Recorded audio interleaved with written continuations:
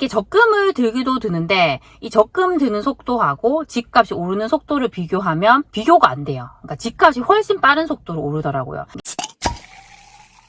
안녕하세요, 세비트입니다. 오늘도 저희 구독자분들이, 저희 소중한 친구분들이 주신 질문을 가지고 한번 영상을 찍어 보려고 합니다.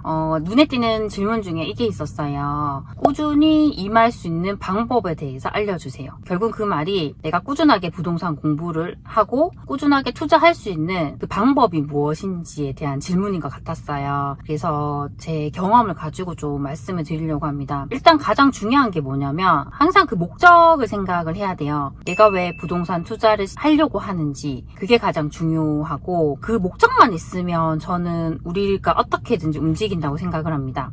제가 예를 들어 볼게요. 저를 예로 들면 제가 퇴사를 할 수 있었던 것도 그 목적이 분명했기 때문인 것 같아요. 사람들은 저에게 어떻게 그런 안정적인 직장을 두고 퇴사를 할 수 있었는지 신기하다고 얘기를 많이 합니다. 그런데 그건 그 직장에 직접 봐야지 알 수도 있고요. 그리고 모든 사람이 또 그런 생각을 하는 게 아니에요. 근데 저는 확실한 목적이 있었어요. 그게 뭐였냐면 정말 내가 살고 싶은 인생을 살고 싶다. 내가 원하는 대로 내 인생을 설계하고 싶다. 그런 꿈이 있었어요. 아무래도 직장 생활을 하다 보면 누군가 시키는 일을 계속 해야 되고 내 주관으로 할 수 있는 것들이 많이 제약을 받게 돼요. 저는 그게 너무 싫더라고요. 그러니까 제 성격 자체가 누군가 시키는 일을 하는 수동적인 인생을 원하는 게 아니라 항상 제가 뭔가를 만들어내고 제 주관대로 하는 걸 되게 좋아하는 사람인 거예요. 근데 그런 사람이 항상 15년 동안 직장이라는 틀에 갇혀 있는 게 저는 상당히 괴로웠어요. 근데 어떤 동료들을 보면 그렇게 사는 게 되게 편하고 좋다고 하더라고요. 이건 사람마다 좀 차이가 있는 것 같아요. 근데 저는 확실하게 그런 목적이 있었고 정말 절실함이 있었어요. 어느 정도로 제가 절실했냐면 나는 퇴사를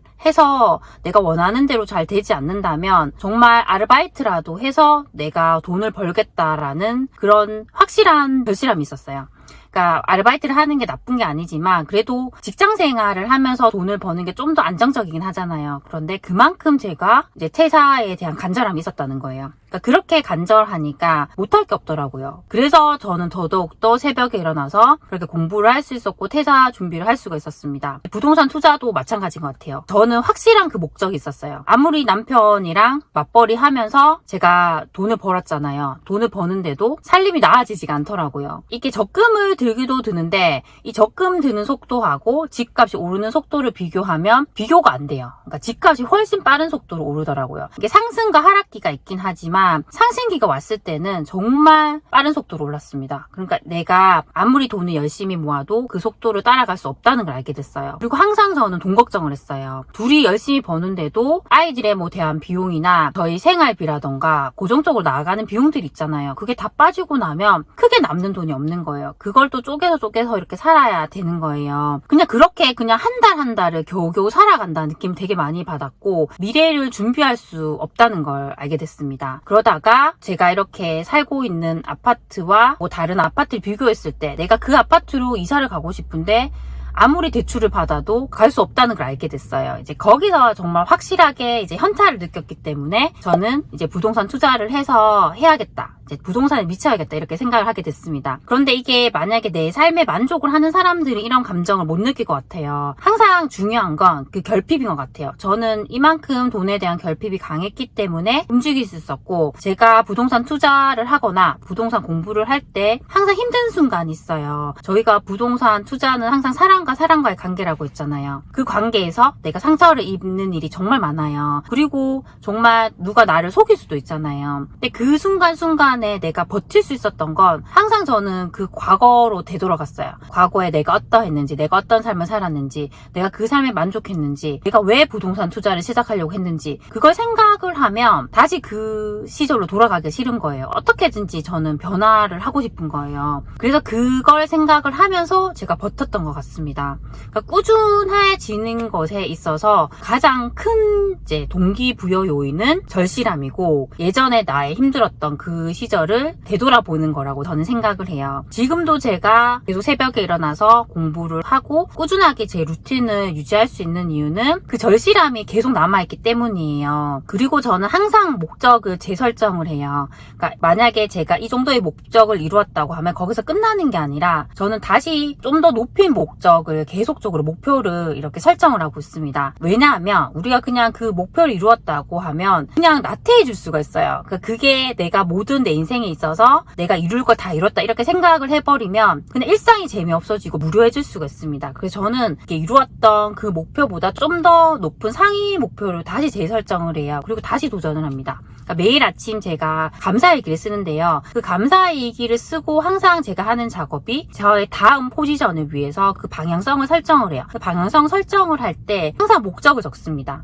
그러면 제가 이루어야 하는 그런 목표들인데요. 그걸 너무 무리하게 설정하는 게 아니라 지금보다 조금 더 높여서 해요. 그래서 이번에는 내가 투자를 몇 건은 더 하겠다. 이번에 나는 유튜브 영상을 이렇게 올려서 구독자를 얼마나 더 만들겠다. 이런 식으로 해요. 그러면 목표를 그렇게 조그맣게라도 계속 설정을 해놓으면 계속적으로 그 목적을 이루기 위해서 움직이게 돼요. 근데 우리가 너무 큰 목적 아니면 너무 멀리 있는 그런 목표를 설정하게 되면 지금 시점에서 거기까지 가기 너무 멀잖아요. 그러면 이렇게 하다가 중간에 포기를 하게 돼요. 그런데 이렇게 조금 상위인 목표를 계속적으로 잘게 쪼개서 설정을 해놓으면 얼마 안 있으면 그걸 또 이룰 수가 있어요. 제가 유튜브 구독자 같은 경우도 1000명이었을 때 저 2000명 되고 싶다 2000명으로 해놓고 2000명이 되었을 때 3000명이 되고 싶다 이런 식으로 쪼개서 설정을 했어요. 그러면 그거는 얼마 안 있으면 또 이룰 수가 있잖아요. 그러면 너무 거기서 오는 성취감이 정말 크고 저를 되게 행복하게 하거든요. 투자를 할 때도 마찬가지인 것 같아요. 내가 처음에는 주택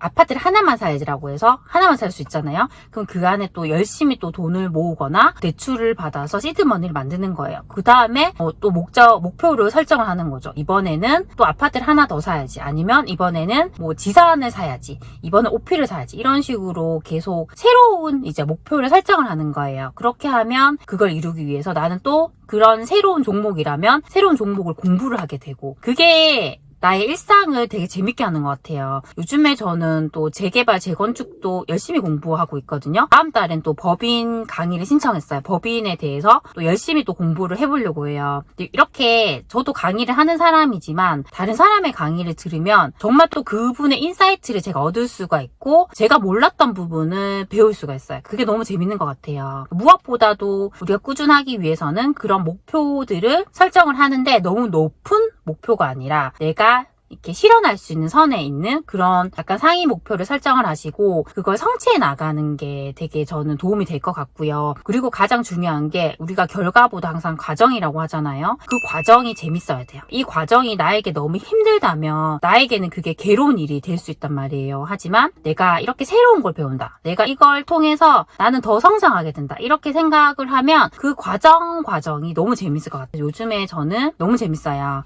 이제 이렇게 새로운 강의 듣고 내가 또 새로운 목표를 설정했는데 그걸 위해서 노력하고 있는 제가 너무 좋고 그 과정들이 너무 재밌어요. 그래서 제 영상을 보시는 우리 소치님 분들도 꾸준해지기 위해서는 항상 그런 목표를 설정하고 내가 예전에 어떠했는지 그 절실함을 잊지 않고 노력한다면 분명히 내가 생각하는 그런 목표를 이룰 수 있고 예전보다 성장한 내가 될 수 있다고 생각을 합니다. 그래서 오늘은 꾸준해지는 방법에 대해서 또 말씀을 드렸습니다. 오늘 제가 드린 말씀이 조금이라도 우리 소치님들께 도움이 되셨으면 좋겠습니다. 그럼 다음 시간에 만나요. 안녕.